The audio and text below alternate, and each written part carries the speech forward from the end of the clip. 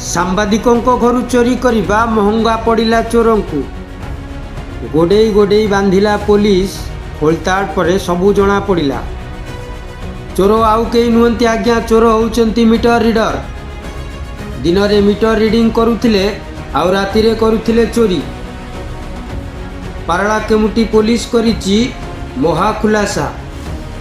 ଗଜପତି ଜିଲ୍ଲା ପାରଳାକେମୁଣ୍ଡି ପୋଲିସକୁ ମିଳିଛି ବଡ଼ ସଫଳତା।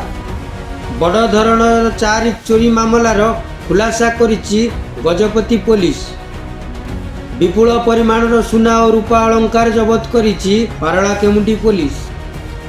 ପାରଳାକେମୁଣ୍ଡି ଥାନା ଅଞ୍ଚଳରେ 3ଟି ମାମଲାରେ ଏବଂ ଗୁରାଣ୍ଡି ଥାନା ଅଞ୍ଚଳର ଗୋଟିଏ ମାମଲାର ଖୁଲାସା କରିବା ସହ 14 ତୁଲା ଓଜନରେ ସୁନା ଅଳଙ୍କାର, 9 କିଲୋଗ୍ରାମ ରୂପା ଅଳଙ୍କାର, 2ଟି ମୋବାଇଲ ଫୋନ, 2ଟି ବାଇକ୍ ସହ ତାଲା ଭାଙ୍ଗିବା ପାଇଁ ବ୍ୟବହାର ଲୁହା ରଡ୍ ଜବତ କରିଛି ପୋଲିସ। ଗିରଫ 2 ଅଭିଯୁକ୍ତ ପାରଳାକେମୁଣ୍ଡିର ଦୁର୍ଗା ପ୍ରସାଦ ବେଣିଆ ଓ ଦେବ ମଣ୍ଡଳ। ଅଭିଯୁକ୍ତ ଦୁର୍ଗା ଟାଟା ପାୱାରର ମିଟର ରିଡର ଭାବେ କାର୍ଯ୍ୟ କରୁଥିବା ବେଳେ ଘରକୁ ଘର ବୁଲି ବିଲ୍ ଦେବା ସମୟରେ କେଉଁ ଘରେ କେତେ ତାଲା ପଡ଼ିଛି, କେଉଁ ଘରେ କିଏ ରୁହନ୍ତି ଆଉ କେହି ରୁହନ୍ତି ନାହିଁ ତାକୁ ଠାବ କରିଥିଲା ଏବଂ ଯୋଜନା କରି ଘର ପଛ ଝରକା ତାଲା ଭାଙ୍ଗି ଦାମୀ ସାମଗ୍ରୀ ଚୋରି କରୁଥିଲା। ସେହି ସୁନା ସବୁ ବ୍ୟାଙ୍କରେ ବନ୍ଧକ ରଖି କିମ୍ବା କମ୍ ଦାମରେ ସୁନା ଦୋକାନୀଙ୍କୁ ବିକି ଅୟେଶ ଆରାମରେ ଜୀବନ କାଟୁଥିଲା। ତେବେ ସାମ୍ବାଦିକଙ୍କ ଘରୁ ଚୋରି କଲା ପରେ ଚାପରେ ପୋଲିସ ଖୋଳତାଡ଼ କରୁ କରୁ ଅନେକ ମାମଲାର ଖୁଲାସା ହୋଇଛି। ତେବେ ସାମ୍ବାଦିକଙ୍କ ଘରୁ ଚୋରି କରିବା ଚୋରକୁ ମହଙ୍ଗା ପଡ଼ିଛି।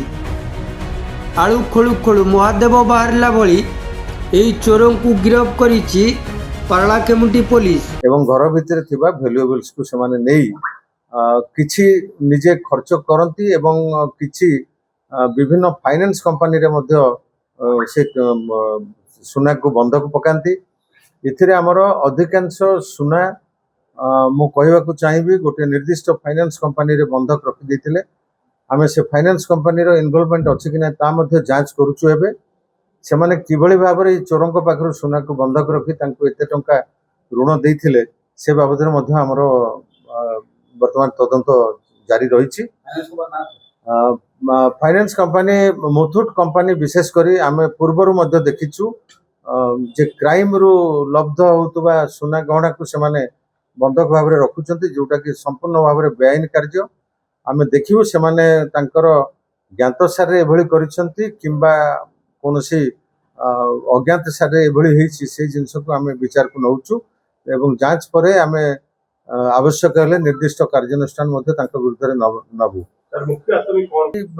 ଯେଉଁ 4ଟି ବର୍ଗଲାରୀ କେସ୍ ଆମେ ଡିଟେକ୍ଟ କଲୁ, ଏ 4ଟି ଯାକ କ୍ରାଇମ୍ 2 ଜଣ ଯୁବକ କରିଛନ୍ତି। ପାରଳାକେମୁଣ୍ଡିର ହିଁ ଯୁବକ ସେମାନେ। ଜଣେ TPSODL କାମ କରନ୍ତି ମିଟର ରିଡର ଭାବରେ। ସିଏ ଦ୍ୱିଜେନ ପାଢ଼ୀଙ୍କ ପରିବାର ବର୍ଗ ଯେତେବେଳେ ଘରେ ନଥିଲେ, କୌଣସି କାର୍ଯ୍ୟକ୍ରମ ପାଇଁ ସେମାନେ ଭୁବନେଶ୍ୱର ଯାଇଥିଲେ, ତାର ସୁଯୋଗ ନେଇ ସେ ମିଟର ରିଡିଂ କରିବାକୁ ଆସିଥିଲେ ଏବଂ ଜାଣିବାକୁ ପାଇଥିଲେ ତାଙ୍କ ପରିବାର ଲୋକ ବର୍ତ୍ତମାନ ପାଇଁ କିଛି ଦିନ ପାଇଁ ନାହାନ୍ତି। ଏହାର ସୁଯୋଗ ନେଇ ସେ ଯେହେତୁ ପୂର୍ବରୁ ଆସୁଥିଲେ, ଘରର ଟୋପୋଗ୍ରାଫି ତାଙ୍କୁ ଜଣାଥିଲା, ତେଣୁ ରାତିରେ ସେମାନେ ଘରର ପଛପଟୁ ବାଥରୁମର ସ୍କାଇଲାଇଟ୍ ଭାଙ୍ଗିକିରି ପଶିକିରି ତାଙ୍କ ଘରୁ କରିଥିଲେ। ସେଇଭଳି ଅନ୍ୟ 3ଟି ଯାକ ମଧ୍ୟ ସେମାନେ ସେଇ ପ୍ରାୟ ସମାନ ଢଙ୍ଗରେ କରିଥିଲେ। ଘରେ ପଶିଲା ପରେ ସେମାନେ ସିନ୍ଧି କାଠିର ବ୍ୟବହାର କରୁଥିଲେ।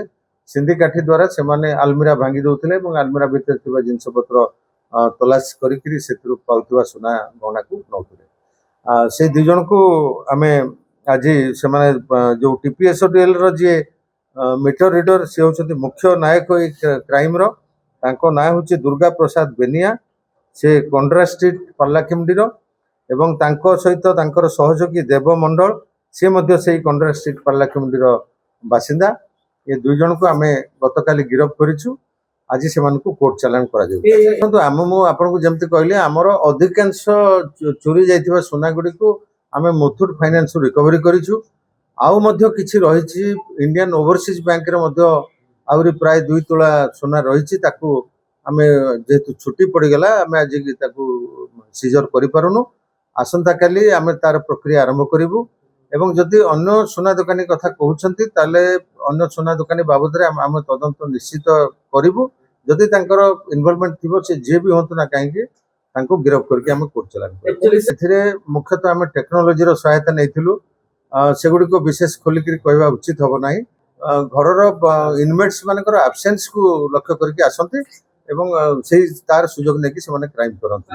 ପାରଲାଖେମୁଣ୍ଡି ସହରର ବରିଷ୍ଠ ସାମ୍ବାଦିକ ବିଜନ ପାଢ଼ୀଙ୍କ ଘରୁ ବର୍ଗଲାରୀ ହେଇଥିବାର ରିପୋର୍ଟ ଆମକୁ ମିଳିଥିଲା ଏବଂ ତା ପରେ ପରେ ପୁଣି ସେଇ ଡିସେମ୍ବର 27 ତାରିଖ ଦିନ ଆମ ପାରଲାଖେମୁଣ୍ଡି କମିଟି ସାହିରେ ଗୋଟେ ଜୁଏଲାରୀ ସପ୍ରୁ ମଧ୍ୟ ବର୍ଗଲାରୀ ହେଇଥିବାର ରିପୋର୍ଟ ହେଇଥିଲା। ଏ ଦୁଇଟି କେସ୍ ର ମୋଡସ୍ ଅପରେଣ୍ଡି ପ୍ରାୟ ଏକ ପ୍ରକାର ଥିଲା। ସେଥିପାଇଁ ଆମେ ୟାକୁ ଗୋଟେ ଚ୍ୟାଲେଞ୍ଜ ହିସାବରେ ନେଇକି ଏସଡିପିଓ ପାରଲାଖେମୁଣ୍ଡିଙ୍କ ତତ୍ତ୍ୱାବଧାନରେ ଏବଂ ଆଇଆଇସି ପାରଲାଖେମୁଣ୍ଡିଙ୍କୁ ନେଇକିରି ଗୋଟେ ସ୍ୱତନ୍ତ୍ର ଟିମ୍ କରାଯାଇଥିଲା, ଯୋଉଥିରେ ପାରଲାଖେମୁଣ୍ଡି ଥାନାର ଅଫିସର ମାନେ ଏବଂ ଗୁରାଣ୍ଡି ଥାନାର ଆଇଆଇସି ଏମାନେ ସବୁ ଥିଲେ। ଏଥିରେ ଆମକୁ ଟେକ୍ନୋଲୋଜିର ସହାୟତା ବିଶେଷ କରି ନେବାକୁ ପଡ଼ିଥିଲା। ଟେକ୍ନୋଲୋଜିର ସହାୟତା ବଳରେ ଆମେ ବହୁତ ଗୁଡ଼ାଏ ସନ୍ଦେହୀଙ୍କର